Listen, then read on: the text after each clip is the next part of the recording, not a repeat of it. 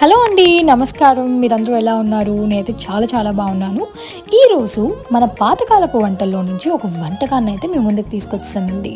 నేను కనుక కూరగాయ పేరు చెప్పాననుకోండి బోర్ అంటారు, కానీ కూర పేరు చెప్పాననుకోండి అవునా అంటారు.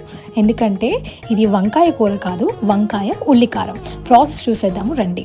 ఒక మిక్సీ జార్ తీసుకొని కొద్దిగా ఉల్లిపాయ ముక్కలు, వెల్లుల్లిపాయ ముక్కలు, ఉప్పు, కారం, పసుపు, అలాగే వాటితో పాటు కొద్దిగా కరివేపాకు, కొద్దిగా జీలకర్ర, కొద్దిగా కొన్ని ఎండుమిర్చీలు తీసుకోండి. మీ రుచికి సరిపడా తీసుకొని వాటిని బాగా పలుచగా కాకుండా బాగా గట్టిగా కాకుండా ఒక మెత్తగా పేస్ట్ లాగా అయితే దాన్ని మీరు పట్టేసుకొని పక్కన పెట్టుకోండి. అలాగే పక్కన ఒక కడాయి తీసుకుని కడాయిలో కొద్దిగా ఆయిల్ వేసుకోండి. కొంచెం ఆయిల్ ఎక్కువే పడుతుందండి, ఎందుకంటే వంకాయలు మగ్గాలి, అలాగే ఈ పేస్ట్ కూడా బాగా వేగాలి కాబట్టి. సో నూనె బాగా కాగిన తర్వాత కొద్దిగా తాలింపు దినుసులు వేసుకోండి. అలాగే కొంచెం కరివేపాకు వేసుకుని బాగా వేయించుకున్న తర్వాత మనం ఏదైతే పేస్ట్ పట్టేసుకున్నామో ఆ పేస్ట్ మొత్తాన్ని ఆ ఆయిల్లో వేసేసుకోండి. ఈ పేస్ట్లో ఉన్న పచ్చిదనము, ఆ వాసన అంతా పోయేంత వరకు కూడా మంచిగా చక్కగా వేపుకోండి.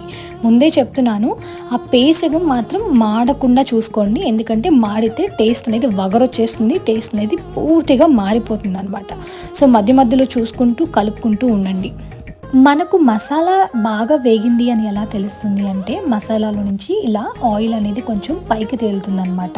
ఇంకొక పక్క మంచి లేత వంకాయలు తీసుకోండి. వాటిని బాగా కడుక్కొని శుభ్రం చేసుకొని నేను ఇప్పుడు పైన చూపిస్తున్న విధంగా, అంటే బాగా పెద్దగా కాదు, బాగా చిన్నగా కాదు, కొంచెం నిలువుగా ఆ ముక్కలను సన్నగా కోసుకోండి. ఎందుకంటే సన్నగా కోసుకుంటే కొంచెం త్వరగా మగ్గుతాయి అన్నమాట. ఈ ముక్కలన్నిటిని బాగా కడుక్కొని మన మసాలా మిశ్రమంలో కనుక ఈ ముక్కలను మీరు వేసేయండి.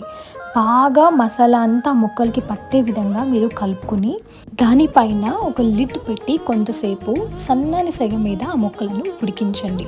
మీరు ఇప్పుడు నేను చూపిస్తున్నాను కదా, ఒక్కసారి ఇలా మనకి ముక్కల మీద నూనె తేలుతున్నప్పుడు ఆ లిడ్ని తీసేసి కొంచెం గరం మసాలా, లేదంటే మనం ఇంట్లోనే తయారు చేసుకున్నటువంటి పొడి మసాలాని కనుక దాని మీద జల్లి ఒక్కసారి కలిపి మళ్ళా లిడ్ పెట్టి కొంతసేపు మగ్గనివ్వండి. ఎందుకంటే ఈ మసాలా కూడా ఆ ముక్కలకి బాగా చక్కగా పడుతుందన్నమాట, ఇంకా రుచికరంగా తయారవుతుంది. సో ఆఖరి పార్ట్ వచ్చేసి మనం ఎప్పుడు కాంప్రమైజ్ అవ్వం కదా, కొత్తిమీర. ఎందుకంటే ఆ కొత్తిమీర ఇచ్చేటువంటి ఫ్లేవర్ అనేది ఎప్పుడు డిఫరెంట్గా కమ్మగా ఉంటుందన్నమాట. సో ఒక గుప్పడు కొత్తిమీర తీసుకొని పైన చల్లేసుకొని కొంతసేపు మగ్గనిచ్చేసి మీరు కనుక వేడిగా సర్వ్ చేసుకోండి. ఈ వంకాయ కూరని వేడి అన్నంలో కొంచెం నెయ్యి వేసుకొని బాగా కలుపుకొని తింటే చాలా కమ్మగా ఉంటుందండి. ఉట్టి కూర మాత్రమే కాదు, దీనితో పాటు కొంచెం రసం కానీ, పప్పుచారు కానీ, సాంబార్ కానీ మీకు ఓపికను బట్టి మీరు తయారు చేసుకుని దానితో కూడా పేరప్ చేసుకొని తినండి. ఇంకా కమ్మగా ఉంటుంది. ఈరోజు మా హోమ్ మెన్యూలో అయితే నేను సాంబార్ చేశాను అనమాట. మేమైతే వెయిట్ చేస్తున్నాము టేస్ట్ చేయడానికి, మీరు కూడా ట్రై చేయండి.